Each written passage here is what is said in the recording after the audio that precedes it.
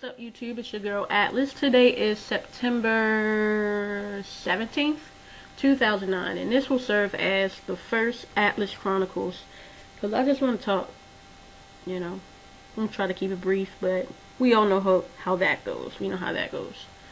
But firstly, let me just update y'all on life. Alright, so y'all know I was trying to, that's the main thing that made me want to do this today. But y'all know how I was trying to get this job. I went and I took my physical. I had to take a psychological test. I had to do all of this stuff for this job, right? Needless to say, it appears that I'm not going to get the job. Let me tell y'all why. Basically, it's not like your average thing that would stop you from getting a job. It's not like your credit. It's not criminal background. By the way, I don't have one. It's not anything like that. No, what it is you're supposed to have 2 neighbor references. Now, if you all watch me, you know that I just recently moved where I live, so I don't know my neighbors, and my neighbors don't know me. And even so, even if I had been here a while, I'm not the type of person who really, associates with my neighbors simply because that's just how I am. What goes on in my house is what stays in my house. I just don't associate with my neighbors, whatever. So, I was told I have to get neighbor references, whatever. Now, it may be hard for you all to believe, because a lot of people tell me they don't believe me. But I am actually a really shy person, so it's hard for me to talk to new people. It's really extremely hard, especially face-to-face.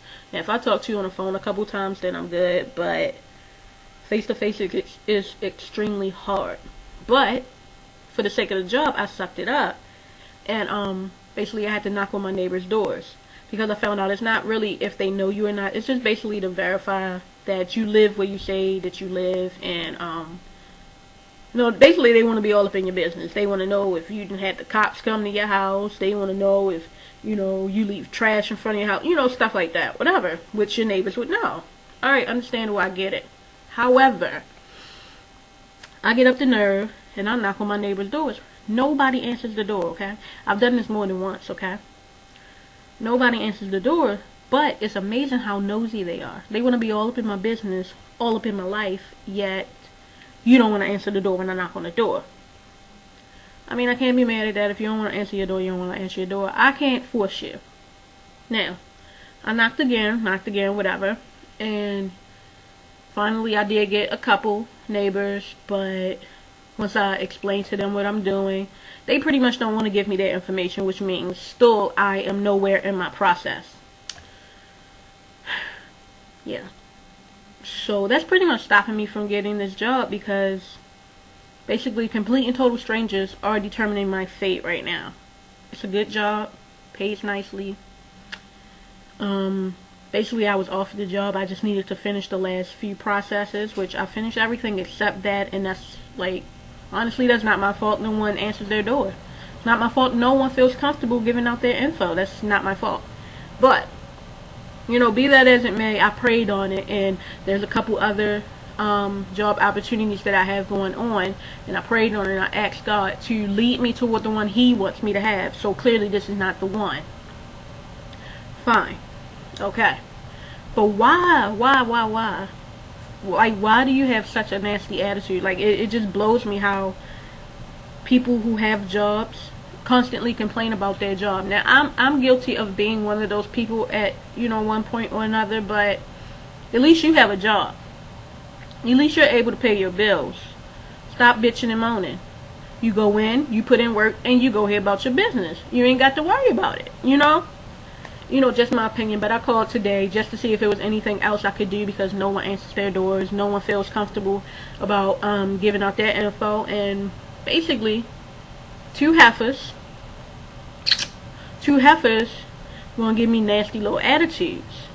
First person, I've talked to her before and she had a little nasty attitude as if I'm stupid and I don't pay attention to anything that's told to me. Oh, I can tell you exactly what was told to me. My memory's pretty good. It depends on what it is. But my memory's pretty good. Especially when it comes to that. And she try to be smart, make you feel stupid. But in turn, she makes herself look stupid because then I say something and she be like, oh, yeah. But that's the first one. Then she directs me to the person that I spoke with on last week. Same thing. They're giving me like straight attitude. I'm not gonna go into everything they would say, whatever. I didn't give no attitude, so I'm very proud of myself. I've been working on that because it's like pointless.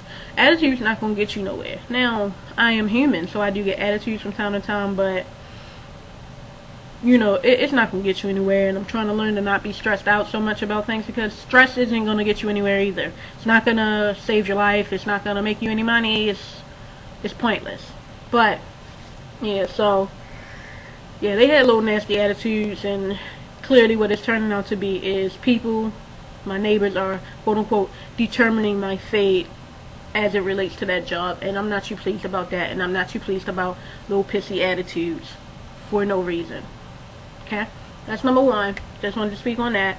What else did I want to tell you all about?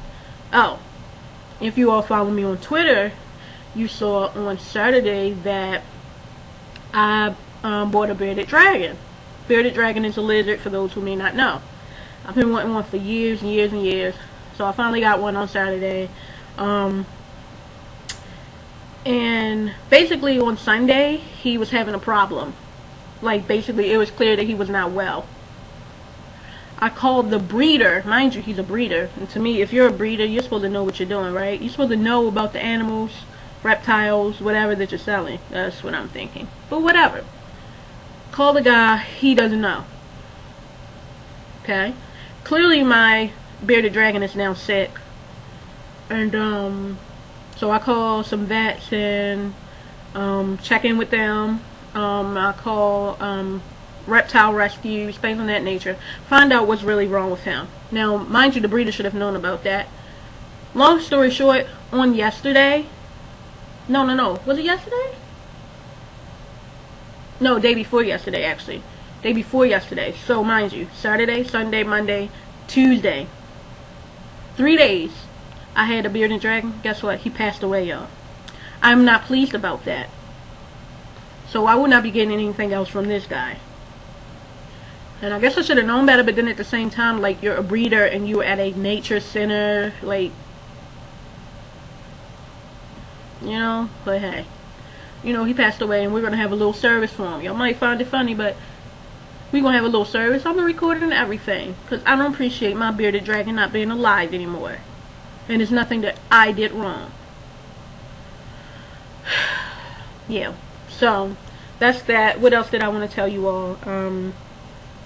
Another job that I've been waiting on for a year. A year, y'all. A year. I applied for this job a year ago. It's a great job. And they have an extremely long process. And, well, clearly it's long if I'm still waiting a year later. But I called them today because about 3 weeks ago someone called me, asked me if I was still interested. Said that, you know, it's going to start moving forward again. It's going to start moving. Okay, I haven't heard anything. I haven't received anything. What's up? So I call and make phone calls back and forth today. And I get the runaround. Something says, call and check your voicemail. Now, why would I have to call and check my voicemail? Because, again, you see this? This is a prepaid phone. Because why? My cell phone.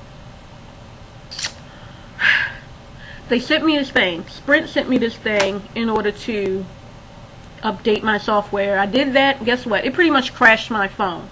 So now I don't have a phone today, and they claim that I'll have a new phone by tomorrow.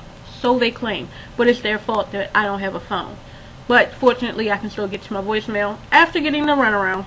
Back to that. After getting the runaround, something says, well, I prayed on it. If y'all don't believe, you need to believe, okay? I prayed on it, and something, or I'm just going to say God said, you know what? Why don't you go check your voicemail? Doop, doop, doop, doop, doop, doop, doop. On a little prepaid phone. Called my voicemail, and guess what? That job I've been waiting for, they gave me a call. So now the process begins. Well, it's supposed to begin. I'm actually waiting for a call back from the lady. She says she's very busy today. But I'm actually waiting for a call back from her, and basically to set me up for my assessment for all the normal stuff jobs take you through, drug tests. I think I have to get my photo taken. For that particular job, I have to get my eyes checked to see if I'm colorblind or not. Things of that nature, you get the point. But, you know, so that's a blessing. And maybe, like I said, I prayed on it and I asked God to show me what it is he wanted me to have. And, you know, maybe that's what he wants me to have and not that other job. And so be it, you know. Thank you, God. So, on that note, y'all, I am Atlas, and I'm out.